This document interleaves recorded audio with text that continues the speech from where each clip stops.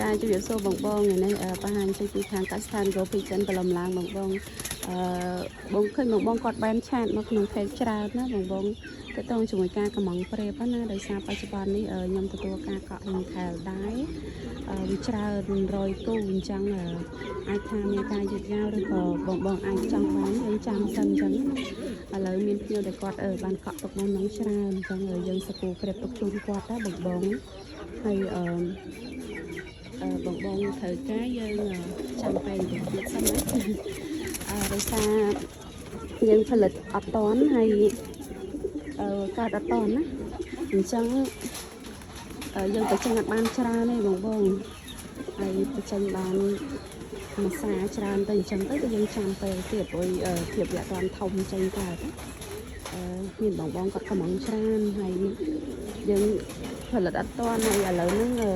អត់សូវបានតបឆាតបងបងទៀតបងបងគាត់ឆាតមកច្រើនហើយឥឡូវយើងទឹកសគួរដាក់ឲ្យភ្ញៀវដែលគាត់បានកក់ទុកមុនហើយគាត់បានលក់រេជូនបងបងទៅអញ្ចឹងជាស្រាយចង់បងបង